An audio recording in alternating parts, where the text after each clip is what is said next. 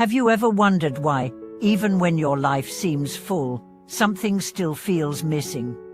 Or why, in the moments when you're supposed to be happiest, there's a subtle emptiness that gnaws at your heart, and then suddenly out of nowhere a small, tender moment strikes you, a word of kindness, a ray of sun, a child's laughter, and your whole world softens.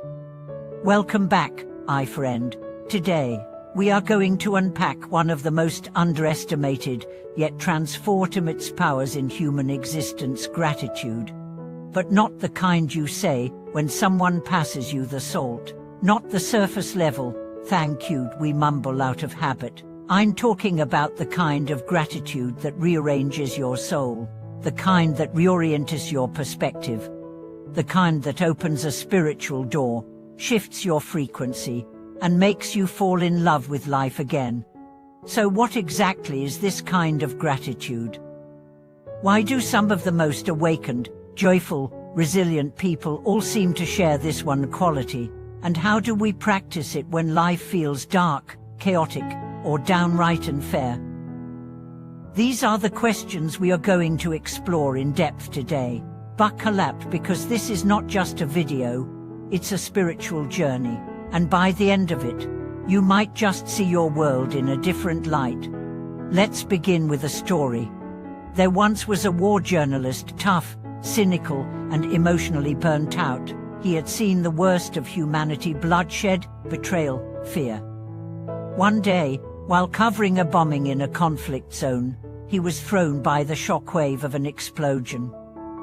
He survived barely. In the hospital, bandaged and broken, he whispered just one sentence: "I'm still here." That single awareness changed him. He left journalism. He started a podcast called Every Day as a Miracle, where he interviewed everyday people about the moments they felt truly grateful. Not for luxury, not for fame, but for survival, for warmth, for breath. That's where gratitude begins, not with what we lack, but with what we already have. Gratitude is not an emotion. It's a lens, a way of seeing. When we truly understand this, we begin to see life not as something that owes us, but as something we are gifted every second. The great spiritual teacher Thich Nhat Hanh once said, "Because you are alive, everything is possible." That is gratitude. That is spiritual awakening. And now, let's bring in science. Dr. Robert Emmons, a leading expert in the psychology of gratitude, conducted a decade-long study. The results were staggering. People who kept a daily gratitude journal experienced 23 lower levels of cortisol, slept better, and reported higher satisfaction in relationships. More importantly, they felt more connected, not just to others, but to something larger than themselves. This is the invisible thread that connects gratitude to spiritual growth, because when you are truly grateful, you can't be bitter, you can't be jealous, you can't be in despair. Gratitude and ego cannot coexist. Gratitude and fear cannot share the same breath. And that's what makes it powerful. It cleanses your perception.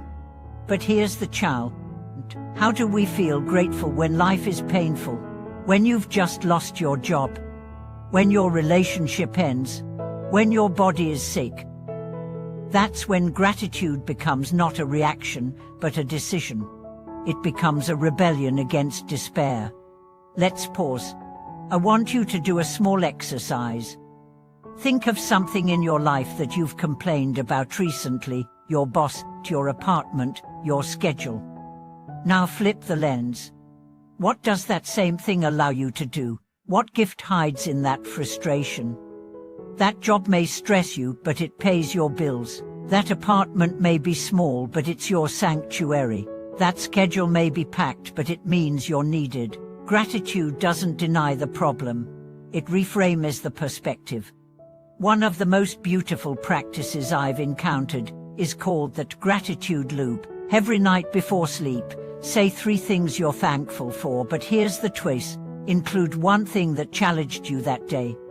Why? Because you train your brain to associate difficulty with growth, not punishment. That's how you hardwire resilience. Let me share another real story. Maria, a single mother of 3, worked 2 jobs to keep her family afloat. One evening, exhausted, she broke down in the kitchen. Her youngest child, only 5 years old, came up and hugged her, whispering, "Thank you for the food." That single sentence gave her more strength than any paycheck. Gratitude doesn't come from abundance. It creates it. Now let's explore how gratitude connects us to the sacred. In almost every spiritual tradition, from Sufism to Buddhism, Christianity to indigenous beliefs, gratitude is the bridge between human and divine. It's the prayer beyond words. When you say thank you, you are acknowledging that life itself is a gift, that you are part of something infinitely more mysterious and generous than your to-do list. This is where monks chant before meals, why shamans offer tobacco to the earth, why mystics speak of divine grace. The act of appreciating even something as simple as clean water or a kind smile is a spiritual act. It's a remembering. And this is not abstract. Let's get practical. Want to feel more alive? Practice micro-gratitude. Every morning, when you drink your coffee, pause and thank the hands that planted the beans, the rain that nourished the soul, the journey that cup made to reach you. This slows your mind. It anchors your soul. It pulls you out of autopilot. Want better relationships? Express gratitude out loud, not just for big things, but for small consistencies. Thank you for listening. Thank you for remembering I like mint tea. Watch how your connections deepen. Why? Because gratitude builds intimacy. It tells people, I see you. Want to heal anxiety? Use gratitude as a breath practice. Inhale, I receive. Exhale, I give thanks. Do this for 60 seconds. Your nervous system will reset. And don't forget the most overlooked kind of gratitude for yourself. Look in the mirror and say, thank you for surviving. Thank you for showing up. Thank you for not giving up. You are not just a body. You are a miracle in motion, and you deserve to be thanked, not just by others but by you. So now let's reflect.